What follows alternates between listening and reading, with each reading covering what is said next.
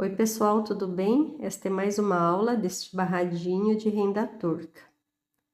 Estou usando essa haste de 1 milímetro, a linha de algodão da corrente, tingida com tinta acrylex, uma agulha com pontinha fina e um pequeno tecido aqui de cambraia. Bem, na aula anterior eu coloquei as duas laçadas, fiz um ponto simples, laçada, duas, né? Ponto simples, duas laçadas. Agora, a gente vai seguir só com um pontinho de rede novamente, tá? Ele serve meio que de um entremeio entre as laçadas, os pontos mais elaborados, tá? Então, a linha está por cima, a agulha vem aqui e pega a laçada. Vou pular as duas que estão ali, tá? Vou encostar meu polegar aqui pertinho da haste e vou contornar a linha na agulha. Estou apertando bem para o ponto não ficar largo. E o nozinho se formar ali na base. Pronto, ficou bem firme. Aqui só o pontinho simples, tá? Redinha, contorna. Vou pular aqui as duas laçadas, vou colocar a agulha aqui. Pego a linha, passo embaixo do palito, contorno e passo de novo embaixo do palitinho. Puxa, estica bem, aperta. Aqui também, repete, olha, contorna, passa embaixo do palito e leva para lá. Puxa, vai soltando aí seus dedos e faz o nó. Pula ali as duas laçadinhas, a linha passa embaixo, olha, já tá passando embaixo da agulha também, contorna. Fazendo devagar para vocês verem todo esse movimento que eu faço. Vem, olha, agulha na laçada, linha, passa aqui por baixo, olha, contorna e vai.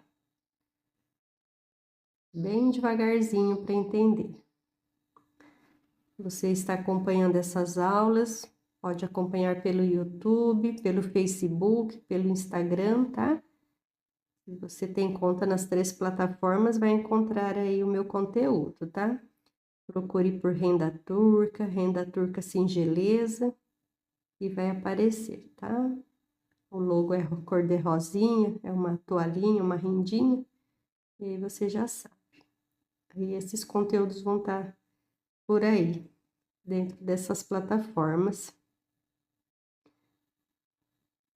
Olha só, os pontinhos estão todos iguais, bem uniformes. E assim a gente vai seguindo já, né? Acho que essa é a 5ª aula. O trabalho vai se estendendo. Já tem aqui praticamente, olha, um dedinho aqui de renda, né?